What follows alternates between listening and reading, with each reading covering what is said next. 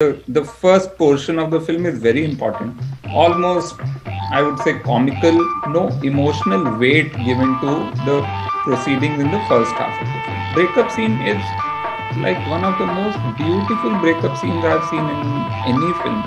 Then that fantastic interview sequence, which has a parallel to, I think, the interview sequence in Pratibandhu. It just shows the bizarreness of the system, and it's bizarre and it's comical and it's still very real. I went to SRFTI for a lecture. I sent them a list before I went there that I want high quality prints for these films, and even they didn't have. So SRFTI, which is named after Mr.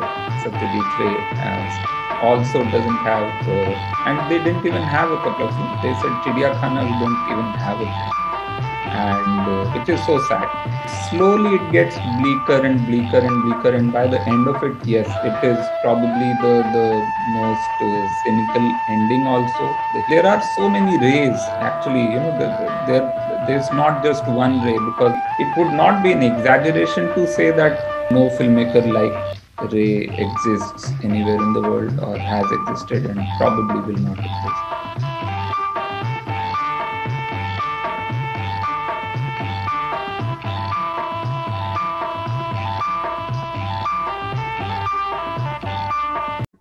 Hello everyone, welcome to Filmcopath. We hope you are all doing well and keeping safe. This is the Satyajit Ray Birth Centenary year, and continuing our celebration of the master author, today we discuss one of Ray's darkest films, the last movie of the Calcutta Trilogy after Pratibandhu and Shivabandhu. We are talking about Jana Aranya, based on the novel of the same name by Shankar. If you remember, we have discussed Pratibandhu or The Adversary with Mr. Tritiman Chatterjee, who was also the film's protagonist. Do check that video out too, if you haven't already.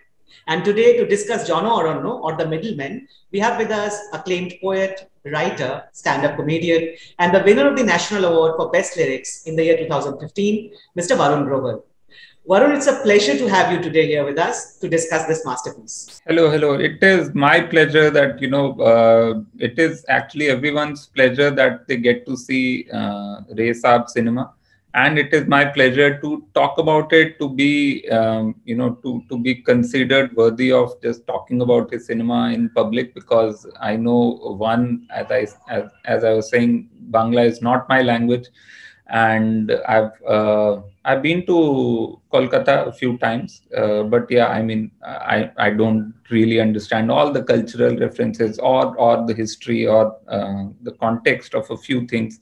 So for me to be able to talk about his cinema and to be able to talk about such superlative cinema is a big responsibility, and I'm nervous also. But yeah, I think it is a privilege and it is a pleasure to be here. Varun, my first question to you is that what was your first experience with Satyajit Ray, and where do you put him in the context of Indian cinema? Okay, so my first experience, I think, like everyone else in India, I probably first read about Satyajit Ray, then actually seeing his works. I mean, we always, like growing up, we knew, okay, there was only one Indian who received an Oscar, or a lifetime achievement Oscar and these kind of things. So we knew while growing up, even in the Doordarshan era. So I grew up in the 80s and 90s, watching TV, and even in that era, when there was no access to a lot of cinema, which was not Hindi and which was not being shown on Doordarshan, we knew, okay, there's one great master of Indian cinema, and that is Satyajit Ray. And then I think my first contact with Satyajit Ray's works was his short stories and not his cinema. So I started reading him before I actually started watching him. There was one copy I found, I think, when I was in college. We found a copy of one VCD of Pathir Panchali, and it was such a bad print. And I'm ashamed to say, but yeah, the first time we couldn't finish watching it. The first time we saw it was really a bad print, subtitles were missing, and also I would say I was not probably evolved enough at that time. I'm not saying I'm evolved enough now, and I don't think even you need to be evolved to understand or to appreciate Satyajit Ray's cinema, or any cinema for that matter. But at that time, something, yeah, didn't work out. So first time we couldn't finish Pathir Panchali, and we've three of us or four of us in college, I think we started playing on our computer and just felt ki, okay, this is something which we need probably to get whatever to we need some more time to understand this. And still there was some connection I felt, and that connection I think was made by the music, which was by Pandit Ravi Shankar in that film. uh, so the music somehow stuck with me.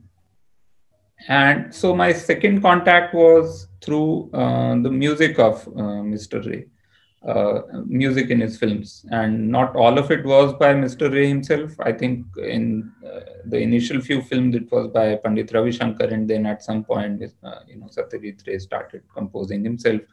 And so then the second contact was again, so before watching his cinema, I was reading his short stories, fantastic short stories, collections of short stories in Hindi and in English.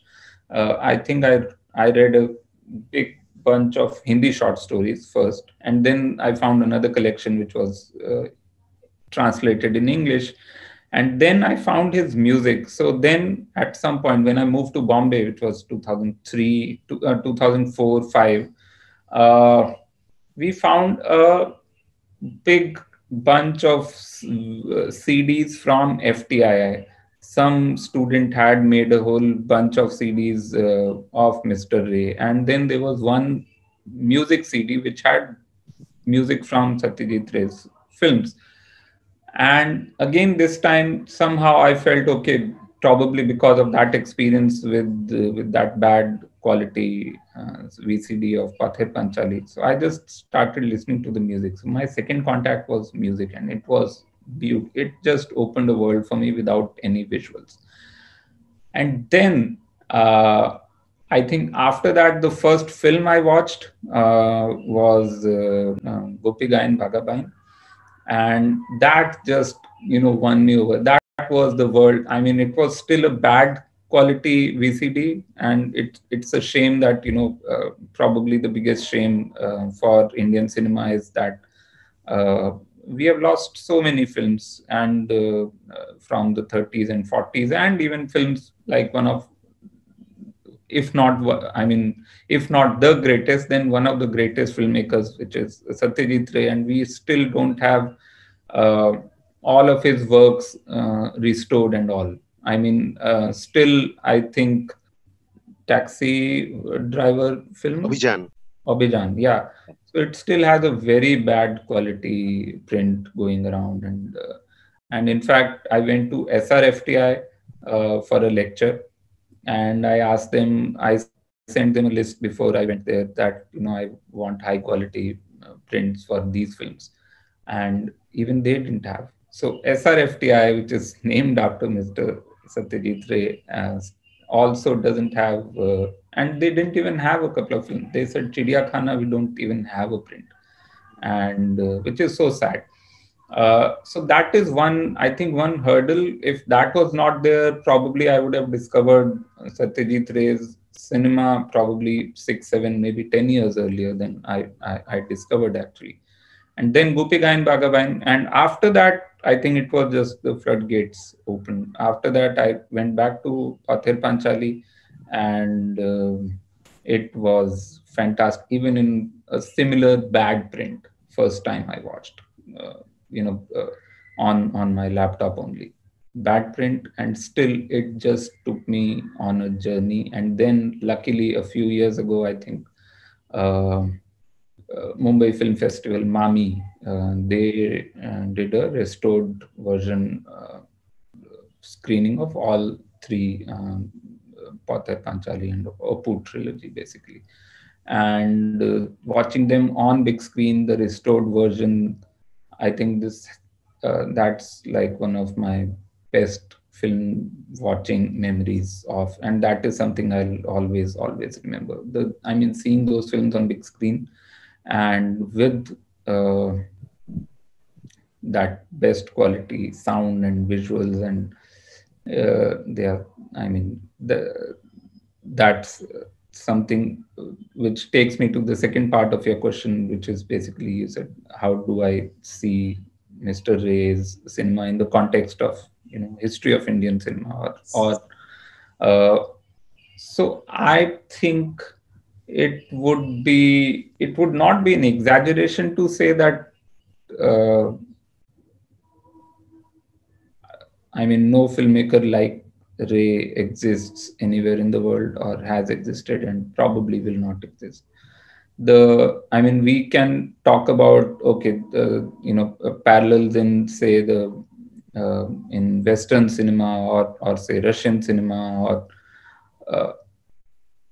but nobody had that little resources, and not just on a national level. I mean, at that time, Bengal was struggling. Bengal was struggling for like probably 50, 70 years at that time when he started making his first film. And to create something so universal, so honest, and with such stunning craft. I mean, that craft, people talk about that craft is something you learn, or craft is something you practice and you get better at. But in the first film, with I think that was the first film of the DOP, of the of all the actors, and I think only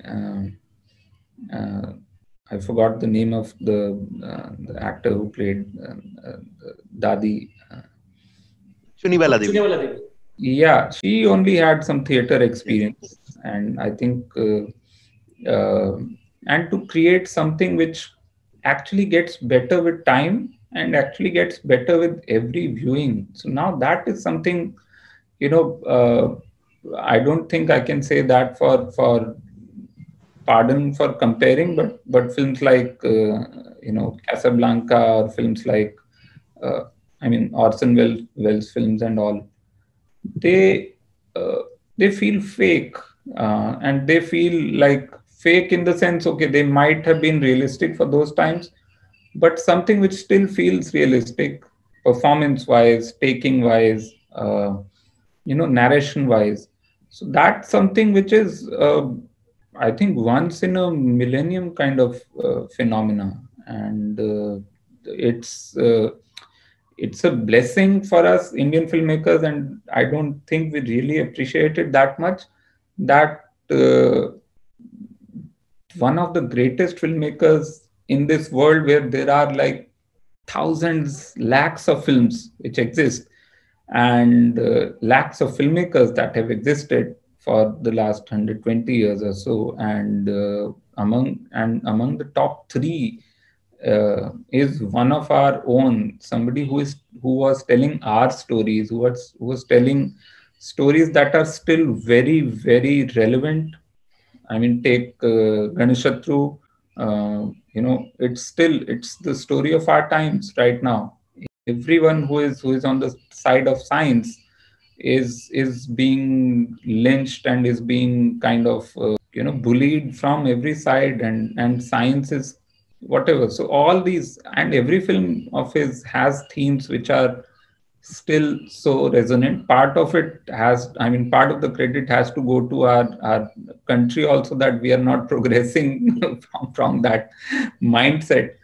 But for a filmmaker, I think that is, I mean, the vision is stunning.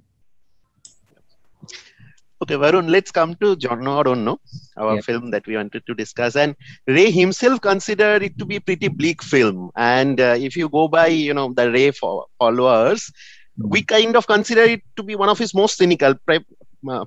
preferably his most cynical film. So what do you think about that, about Jana Aranya as the film and the cynicism that is there in the film? Yeah. Okay. So now I actually don't think it is the most cynical film. For me, probably, of course, it's close by only. I mean, the whole Calcutta Trilogy, starting from Pratidwandi and then Simabadho and then Jana Aranya. So, and I think so Jana Aranya and Simabadha were based on Shankar novels, right? Yes, yes. And Pratidwandi is based on Sunil Gangopadhyay. Sunil Gangopadhyay, yes. So yeah, all three based on novels, adapted from novels, which is actually how I think they created a lot of his great stuff, including I think right from Pathir Panchali to I think Ghare Baire and so one I think actually I find Jana Aranya the I won't say the least cynical of these three, but at least the one with the biggest, with the most accessible of these three. I would say the most accessible in the sense it is cynical, yes, but it is full of dark humor also, and it is full of lots of I would say lighter moments which are completely missing from Pratidwandi. I think. Uh, they are there in Simabadho, but in Simabadho also it is a strange kind of tension that persists through the film. Every moment you feel like okay, something is going to happen. Somebody is, and there are somehow so there is a very vulnerable character in Simabadho, which is Sharmila Tagore's character, right? Who you feel kind of protective about, that nothing should happen to her or whatever, this bad world which is around her, including her brother-in-law kind of may not predate on her or something like that, which is kind of not there in Jana Aranya. I feel that you don't have the burden of siding with any character. Okay, so you're free from that. So you can basically observe the world without taking sides, which frees you from, which actually gives you more access to the world, which actually changes you more, which actually kind of, because you're not shielding yourself from one particular thing कि ये मैं नहीं हूँ या ये मैं हूँ. So you are open to the film, and then the film kind of seeps into you. And also I think that's why the first portion of the film is very important. I think that's why it is so almost, I would say, comical, in the sense there's no no emotional weight given to the proceedings in the first half of the film. Okay, so when he, right from the first scene where that cheating is going on in the class, and then the teacher, because of the eyes glasses kind of fails or whatever, gives him less marks and all. Then the breakup scene where he goes and meets Aparna Sen's character, and that breakup scene is like one of the most beautiful breakup scenes I've seen in any film. It's generally you have so much whatever emotional charge to such scenes. Again, here it feels like almost comical, almost okay, they're okay with this, and they kind of, he also doesn't react much, and she says okay, I'm getting married or something. And so there is a conscious effort in the first half to disarm you as a viewer. Okay, then that fantastic interview sequence, which has a parallel to, I think, the interview sequence in Pratidwandi. Yes. right? Where the actual answer is moon. I mean, the answer is expecting the moon landing, and here they ask about the weight of the moon, which is like, I think the funniest, one of the funniest lines ever in cinema for me. Like every time I watch that, and it just shows the bizarreness of the system, and it's bizarre and it's comical and it's still very real. Mm. It's something you can totally imagine being asked in any interview. So from there it slowly gets bleaker and bleaker. While I think for other two films of Calcutta Trilogy, they are bleak, like they give away their bleakness right from the beginning, and which is not, I'm not saying which is a problem with those films, but just as a comparison of cynicism, I would say. Mm. So that's why also, yes, one way of looking at it is that this film has uh, more more leeway to be more cynical, right? Because it has disarmed you, and then there are these whatever events in which are looking funny, but they are very, very cynical, like the exam thing, like the interview thing, like how he convinces his father, and then father initially kind of says, I mean, father is a freedom fighter and all. So it's all slowly flowing, and then he introduces Sukumar, right, the friend, and Mm. Sukumar's sister, and slowly it gets bleaker and bleaker and bleaker, and by the end of it, yes, it is probably the most cynical ending. Also, the hero is not hero at all. Actually, he turns into a villain of sorts if we just go by the moral character, right? So for me, that is the joy of this film, that it, one, it sneaks on you. It doesn't reveal itself to be the kind of beast it is, by the end of the film. And the design of the film, which is I mean, the going from lighter to darker, and also the experimentation, which was something, which is a running, I think, theme in all the three films of Calcutta Trilogy, that uh, they had a bit of uh, I mean, visual design elements, which were completely new for Ray's films. Before that, he had films which were very realistic and which didn't use, so like Sima Badhu had that ad and all that, and the whole graphics and all. Similarly here, I mean, the interview sequence, the way it is cut, the montage of it Mm-hmm. is very experimental.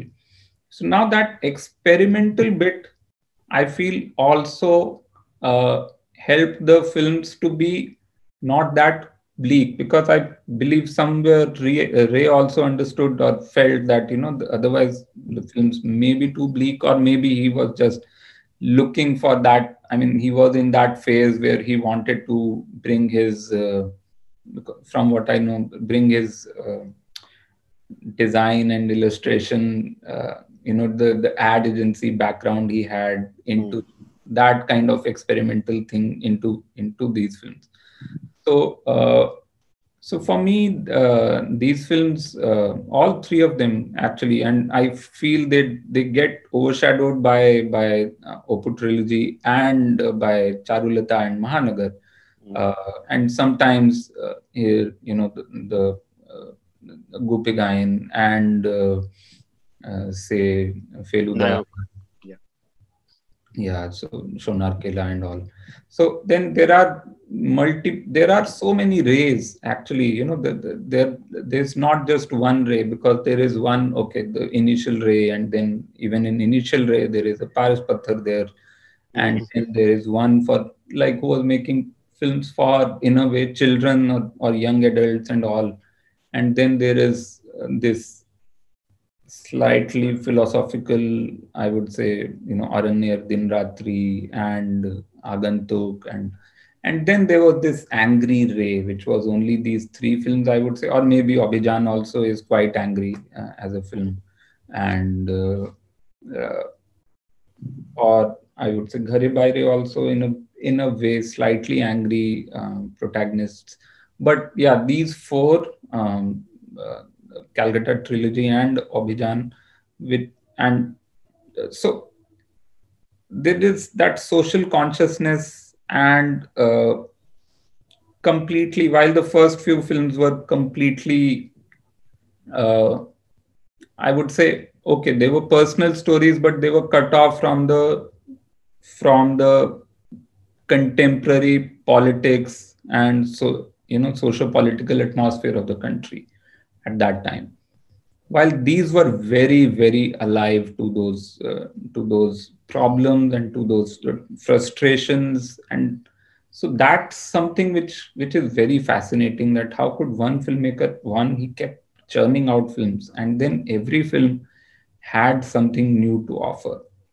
And so for me, this is that, because of so many types of Ray we know, these three films somehow get overshadowed and don't get talked about that much. Even Nayak is there, so you remember you asked me to talk about Nayak, which I love, of course, but then because people somehow, I feel also, because these films are uncomfortable, uh, and people don't really, because in the world with so much already going on, so much strife and so many, already so much tension is there.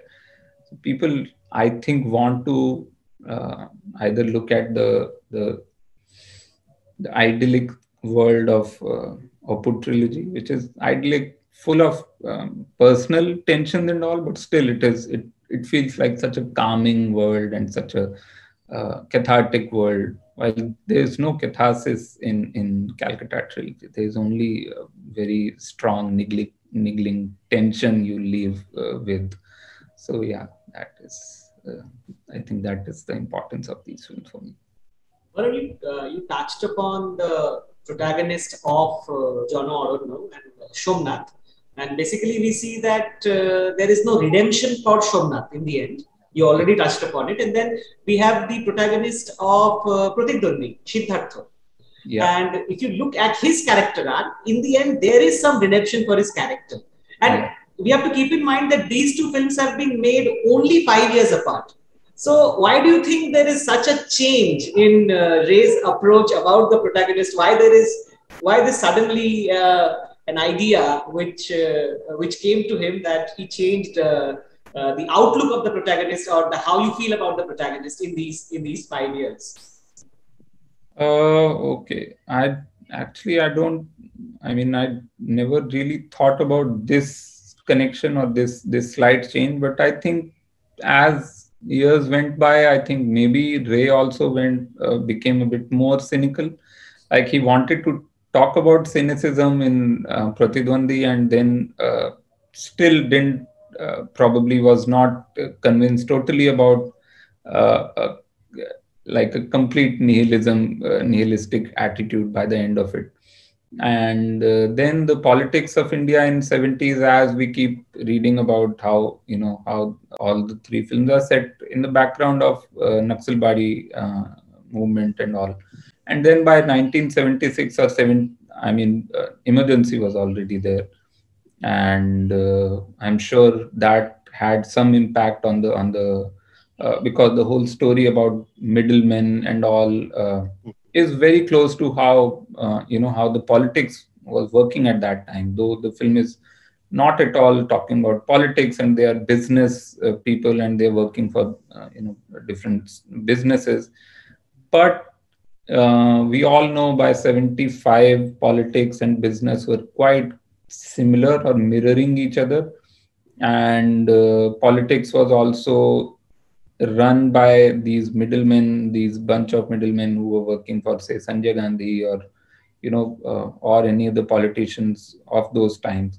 So I think maybe that also had an impact, though Ray never actually commented on as far as I know, never actually commented on the political processes directly, or had any political figure in his films, apart from, say, Ganeshatru, maybe, the city municipal council and all people, but never really the typical Hindi film politician we know, mostly played by, say, a corrupt Anupam Kher or a corrupt any other guy.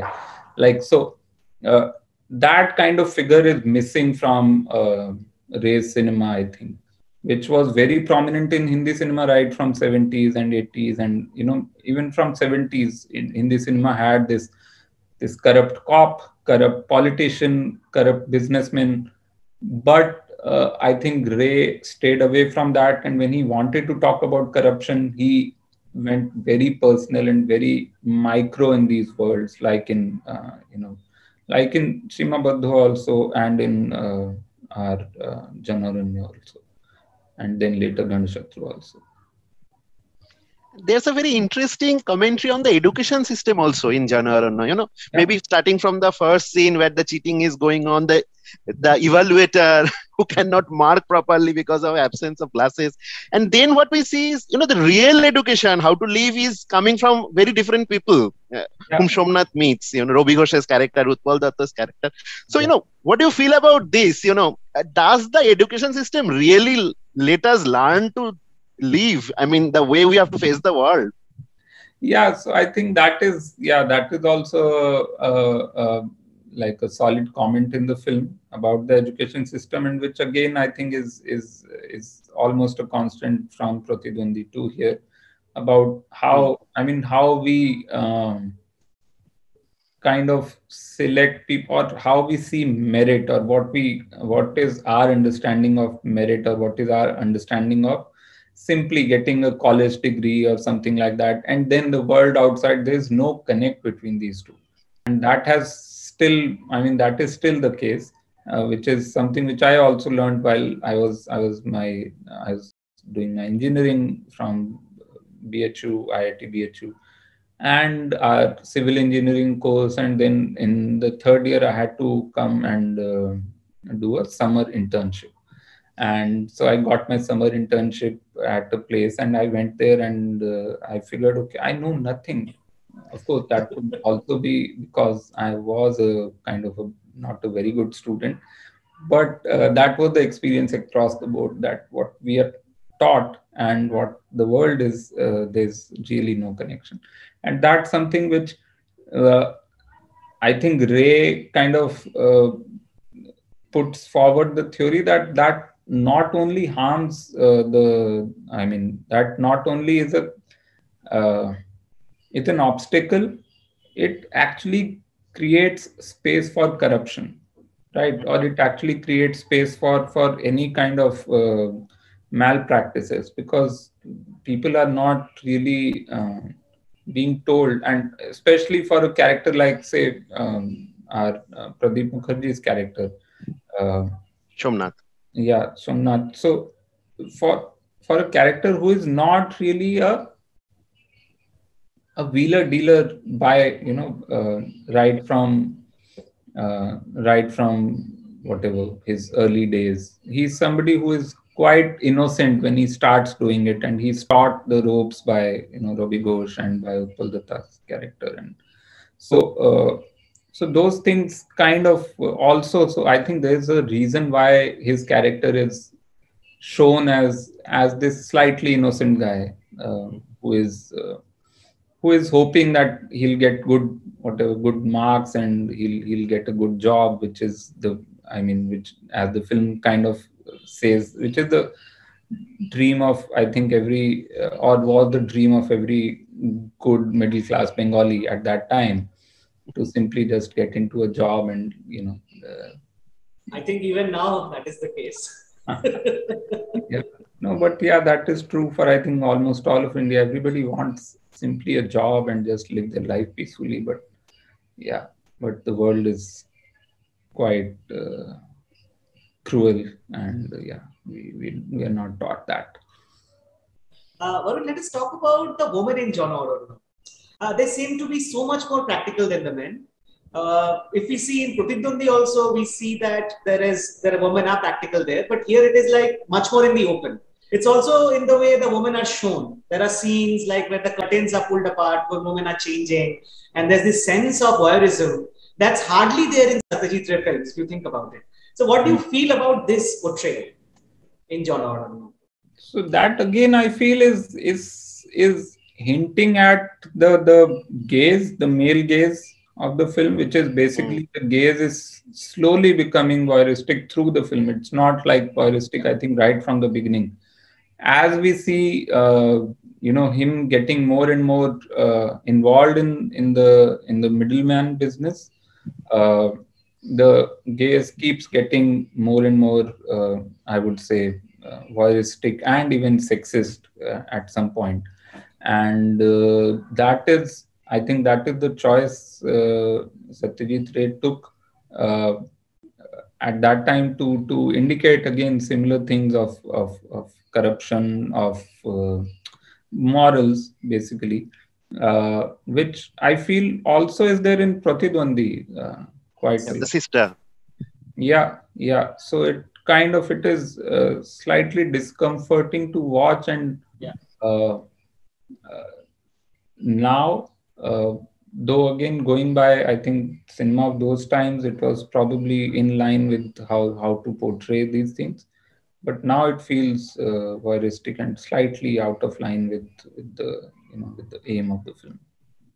Yeah, there are these two scenes where one of the woman characters are peeping, only the head we are seeing, and from behind the curtains. It feels very unsettling. Those scenes if you are in a repeat viewing or so. Mm-hmm. Yeah, correct.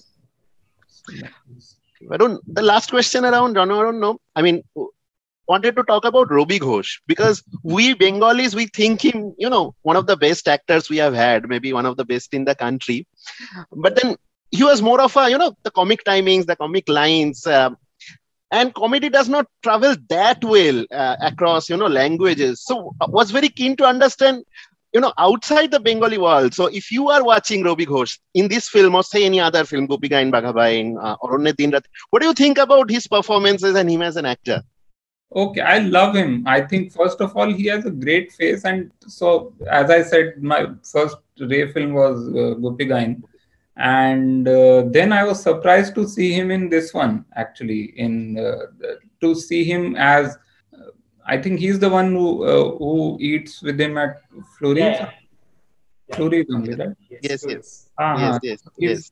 So that transformation was stunning for me to see that cute guy, and he's still funny here, but also he's not a good guy, and that's something that was a bit of a shock for me. That's almost like seeing your uncle, whatever, somebody you've known from childhood, actually come out as whatever, as a horrible person of bad character or doing immoral things. So apart from that, I think he has great face, and Ray, I think, used him the best. I don't know about other films of his, but I feel him and even Shanku, not in Sonar Kela.